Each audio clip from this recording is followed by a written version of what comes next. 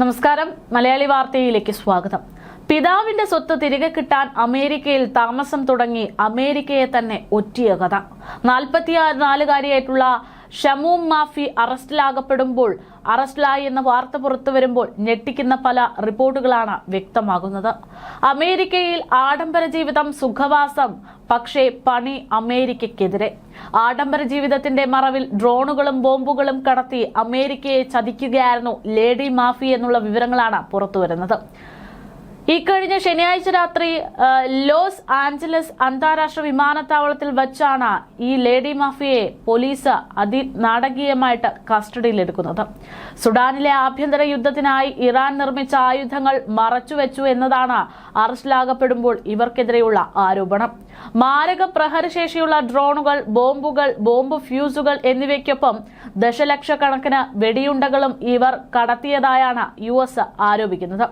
US attorney office ശക്തമായിട്ടുള്ള തെളിവുകൾ ഇവർക്കെതിരെ പുറത്തു കൊണ്ടുവരികയാണ്.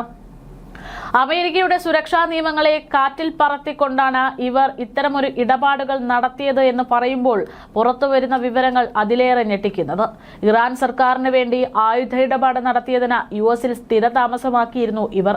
ഇത് കണക്കിലെടുത്താണ് ഇറാൻ പൗരയായ ഇവരെ ലോസ് ആഞ്ചലസിലെ വിമാനത്താവളത്തിൽ വെച്ച് അറസ്റ്റ് ചെയ്തത്. ഇവർ നിയമപരമായ അനുമതിയില്ലാതെ ആയുധ ഇടപാടുകൾ നടത്തിയെന്ന കുറ്റം ചുമത്തപ്പെട്ടിട്ടുണ്ട്. 2025-ൽ ഒമാൻ ആസ്ഥാനമായുള്ള അറ്റ്ലസ് ഇന്റർനാഷണൽ ബിസിനസ് എന്ന വ്യാജ കമ്പനി ഉപയോഗിച്ച് ഇവർ ഇടപാടുകൾ നടത്തിയെന്നാണ് ആരോപണം.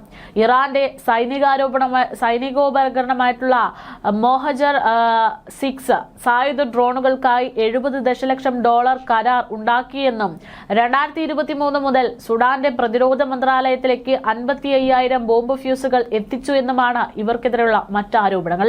ഇത്തരം ആയുധ ഇടപാടുകൾക്ക് മേൽനോട്ടം വഹിക്കാൻ ഷമീമിന് നിയമപരമായ ഒരു അനുമതിയുമില്ല എന്ന് കണ്ടെത്തി കഴിഞ്ഞു. 2022 ഡിസംബർ മുതൽ 2025 ജൂൺ വരെയുള്ള കാലയളവിൽ ഇറാന്റെ ഇന്റലിജൻസ് ആൻഡ് സെക്യൂരിറ്റി മന്ത്രാലയവുമായി മാഫി നേരിട്ട് ബന്ധപ്പെട്ടിരുന്നു എന്നാണ് സാധൂകരിക്കുന്ന ഫോൺ രേഖകളുടെ അടിസ്ഥാനത്തിൽ കോടതിയിൽ വ്യക്തമാക്കുന്നത്.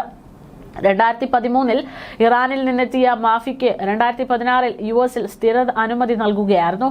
ഇറാനിയൻ ഭരണകൂടത്തിനു വേണ്ടി US-ൽ ഇത്തരം പ്രവർത്തനങ്ങൾ ചെയ്യാൻ തന്നോട് ഇറാൻ ആവശ്യപ്പെട്ടിട്ടില്ല എന്നാണ് ചോദ്യം ചെയ്യലിൽ മാഫി വ്യക്തമാക്കുന്നതെങ്കിലും തെളിവുകൾ ഇവർക്കെതിരാണ്. 2020-ൽ ഇറാനിയൻ അധികൃതർ മാഫിക്ക് പിതാവിൽ നിന്ന് ലഭിച്ച സ്വത്തുക്കൾ കണ്ടുകെട്ടുന്ന സാഹചര്യത്തിൽ അടുത്ത നടപടി ഈ സ്വത്തുക്കൾ തിരികെ നൽകണമെങ്കിൽ ഇത്തരം പ്രവർത്തനങ്ങൾ ചെയ്യണം എന്നുള്ളതാണ് നിർദ്ദേശം നൽകുന്നത്. ഈ സ്വത്തുക്കൾ കെട്ടിയതിനു ശേഷം ഇറാനിലെ രഹസ്യാന്വേഷണ മന്ത്രാലയം അവരോട് US-ൽ ഒരു ബിസിനസ് ആരംഭിക്കാൻ പ്രത്യേകമായി ആവശ്യപ്പെടുകയായിരുന്നു എന്ന് പ്രോസിക്യൂട്ടർ ആരോപിക്കുന്നു. ഇറാന് പുറത്ത് പ്രവർത്തിക്കുന്നത് കൊണ്ട് തനിക്ക് കൂടുതൽ വിലയുണ്ട് എന്ന് മാഫി പറഞ്ഞതായും ഈ റിപ്പോർട്ടിലൂടെ വ്യക്തമാണ്. ഇറാൻ പ്രതിരോധ മന്ത്രാലയം നിർമ്മിക്കുന്ന അതിനൂനമതമായിട്ടുള്ള മൊഹജർ 6 ഡ്രോണുകളുടെ വിപണനത്തിനായി മാത്രം 580 കോടി രൂപയുടെ കരാറിലാണ് ഇവർ ഇത്തരത്തിൽ ഒപ്പിട്ടത്.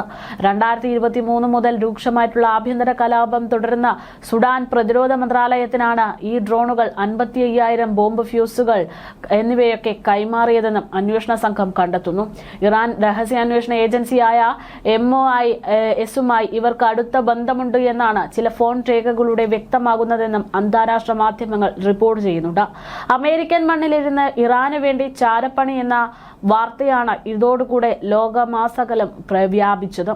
പിതാവിൽ നിന്നും നിരന്തരമായി ലഭിച്ച സ്വത്തുക്കൾ, പിതാവിൽ നിന്ന് അനന്തരമായിട്ട് ലഭിച്ച സ്വത്തുക്കൾ അത് ഇറാൻ സർക്കാർ കണ്ടുകെട്ടിയതോടെ സ്വത്തുക്കൾ തിരികെ ലഭിക്കണമെങ്കിൽ അമേരിക്കയിലേക്ക് പോകാൻ നിർബന്ധിതമാക്കപ്പെടുകയും അങ്ങനെ അമേരിക്കയിലേക്ക് പോവുകയുമായിരുന്നു ഇവർ എന്നുള്ളത് ചുരുക്കി പറയേണ്ടി വരും. ഇതിനായുള്ള പ്രാഥമിക ചെലവുകളടക്കം ഇറാനാണ് വഹിച്ചത് എന്നുള്ള ആരോപണവും പ്രോസിക്യൂട്ടർ ഉയർത്തുന്നുണ്ട്. അമേരിക്കൻ രഹസ്യാന്വേഷണ ഏജൻസികളുടെ കണ്ണ് വെട്ടിക്കാനായി തുർക്കി, UAE എന്നീ രാജ്യങ്ങളിൽ വഴിയാണ് ഇവർ ഇടപാടുകൾ നടത്തിയതെന്നാണ് സൂചന. ആഡംബര കാറുകളും വിദേശയാത്രകളും സോഷ്യൽ മീഡിയയിൽ സജീവമായിട്ട് പ്രവർത്തിച്ചിരുന്ന ഇവർ നടത്തിയിരുന്നു എന്നുള്ള ഞെട്ടലിലാണ് സോഷ്യൽ മീഡിയയും.